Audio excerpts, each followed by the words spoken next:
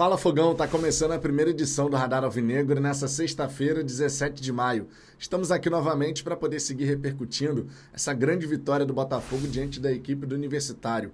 O 1-0 que garantiu classificação antecipada para as oitavas de final e colocou mais alguns milhões na conta da SAF Botafogo. Pois é, juntando a fase preliminar, mais essa classificação para as oitavas, mais as vitórias que a gente obteve até aqui nessa fase de grupos, o Botafogo já soma mais de 32 milhões de reais em premiação junto à Conmebol.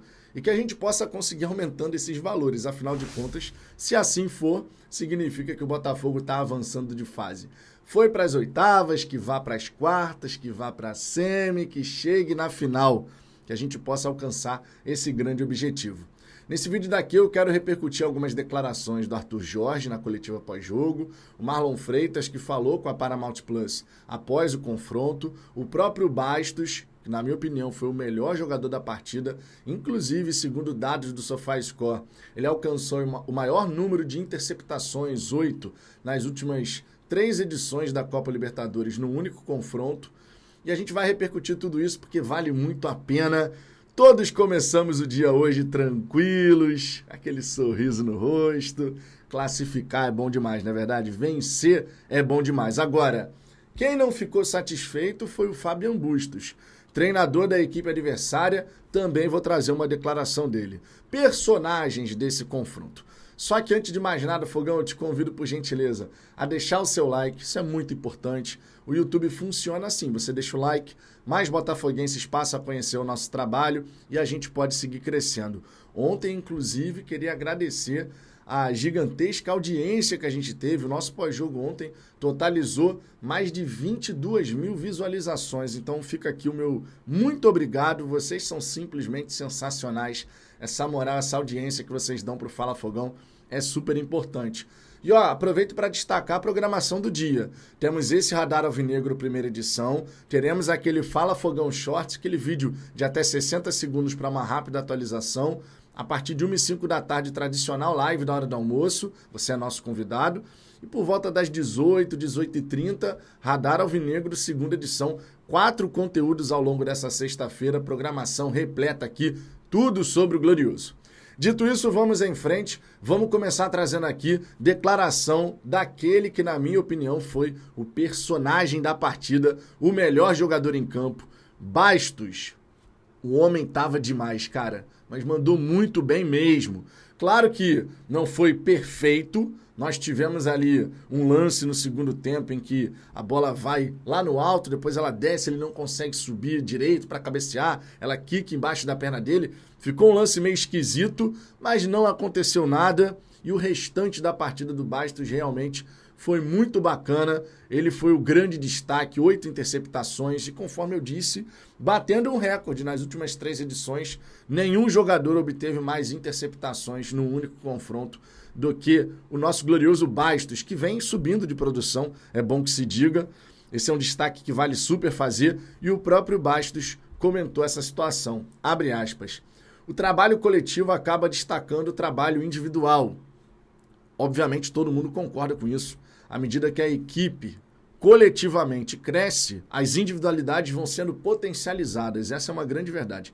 Também tive a sorte de ter continuidade graças ao professor que está me dando essa oportunidade. É continuar trabalhando para seguir ajudando o Botafogo. O próprio Arthur Jorge, que não costuma individualizar análises, opiniões nas suas coletivas, não resistiu e também falou sobre o nosso glorioso Bastos. Meu zagueiro fez um jogo tremendo, não concedeu oportunidades. Mais um grande jogo do Bastos hoje. Como exemplo, serve para os colegas que fizeram um trabalho excelente. Os jogadores do Botafogo foram incríveis hoje. Nosso treinador, inclusive, que na coletiva deu as seguintes declarações, mais uma vez admitindo uma atuação abaixo do Botafogo. Esse é um ponto importante. O Arthur Jorge não fica dourando a pílula, não fica tentando se esconder atrás de alguns números. Ele manda a real. Jogou bem? Ele vai falar. Jogou mal? Ele vai falar. E ele não se furtou de, mais uma vez, ser claro nas suas declarações. Nós temos um contexto mais alargado para analisar. O jogo em si não foi muito bem jogado pelo Botafogo. Foi um jogo mais sofrido do que bem jogado, mas foi um jogo onde a vitória nos assenta muito bem, porque não permitimos oportunidades ao adversário e tivemos oportunidades claras para fazer gol. É um rival muito forte, porque ainda não tinha perdido em casa em 2024, e nós conseguimos fazê-lo. Este Botafogo não escolhe adversário ou local para se impor. Tivemos mérito, conseguimos uma classificação histórica. Num grupo que se disputa 18 pontos, nós tínhamos 0 após 2 jogos. Foi uma recuperação extraordinária e isso é mérito dos jogadores. Muito satisfeito por isso e por ter ganho. Como não ficar satisfeito com a vitória? Classificação absolutamente fundamental que rendeu esses milhões aí a mais que eu falei para você no começo desse vídeo. O Arthur Jorge, ele sabe que o time do Botafogo tem que evoluir, tem que se desenvolver. Constantemente nas suas coletivas, inclusive, ele apontou nessa direção, mesmo quando o Botafogo teve vitórias importantes, como foi no Clássico contra o Flamengo, como foi diante do Atlético Goianiense, que foi a primeira vitória dele no comando do Botafogo, ou diante do Juventude, naquele 5-1 no estádio Newton Santos. Ele sempre aponta na direção de temos que melhorar, temos que evoluir, podemos e devemos fazer muito melhor. Até essa frase foi dita pelo treinador depois daquele confronto diante do Dragão no estádio Newton Santos. E ontem, que foi aniversário de São Newton Santos, carinhosamente chamado por mim dessa maneira, nós tivemos um resultado que faz jus à história de Newton Santos com a gloriosa camisa do Botafogo. Vamos por mais, claro, a gente não pode se contentar só em chegar às oitavas de final. Primeiro, inclusive, a gente tem que pensar no Júnior Barranquilla, porque terminar em primeiro na fase de grupos da Copa Libertadores é muito importante. Você pode, de repente, pegar um adversário mais tranquilo nas oitavas de final por conta disso. Vamos, inclusive, dar uma olhadinha aqui juntos. Me veio somente agora, nem estava programado aqui para fazer isso no vídeo. Mas vamos dar uma olhada aqui em quem são os primeiros colocados nesse momento nos seus respectivos grupos. No grupo A, o Fluminense já tem a primeira colocação assegurada. O segundo colocado nesse momento é o Colo-Colo com 5 pontos. Inclusive, está tudo em aberto aqui para a segunda colocação do grupo A. Colo-Colo tem 5, Cerro Porteño tem 5, Alianza Lima tem 4. No grupo B, o Tajeres tem grande chance de terminar na primeira colocação. Vai enfrentar o São Paulo no Morumbis. O São Paulo que ontem vacilou jogando em casa, empatou por 0-0 com o Barcelona de Guayaquil.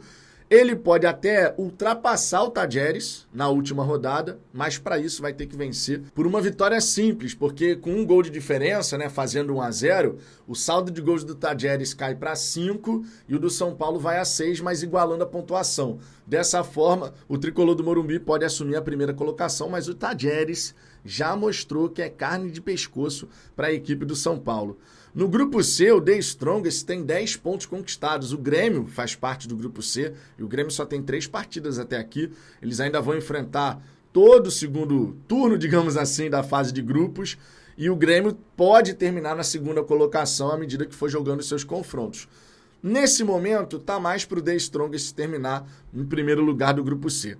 No grupo D, o Júnior é o líder da chave, mas a gente pode passar com uma vitória simples também jogando lá em Barranquilla. E é sempre importante lembrar, o Júnior não venceu ainda jogando em casa nessa Libertadores. São 2 jogos, 2 empates. Eles tiveram mais facilidade de vencer fora de casa do que jogando nos seus domínios. E o Botafogo pode se aproveitar. Mas aí a gente vai precisar fazer um jogo melhor do que foi contra o Universitário. O nosso jogo contra o Universitário, sendo muito sinceros, não foi bom. Nós tivemos 2 lances muito bons, um deles inclusive saiu gol, mas o entorno desses lances foi muito abaixo, com muitos erros de passe, uma equipe desorganizada, não estava legal. A verdade é essa. Até sair o gol do Botafogo, a gente estava vendo um jogo horrível, estava de doer os olhos. Eu estava até comentando aqui em casa sobre isso. Estava muito ruim, porque a gente não conseguia trocar 6 passes assim, sabe? Num setor mais avançado mesmo. Não lá na defesa, mas mais avançado. Quando entrava numa zona que a gente podia, de repente, gerar alguma situação, a gente errava. E erro de passe em profusão. O Botafogo teve 71% de aproveitamento dos passes trocados ontem. E o índice desejável é de 90%. Então isso dá o tom de como a equipe do Botafogo realmente estava mal nesse quesito, nesse fundamento, mas a mesma coisa aconteceu com o Universitário, que teve 76% de aproveitamento nessa troca de passes.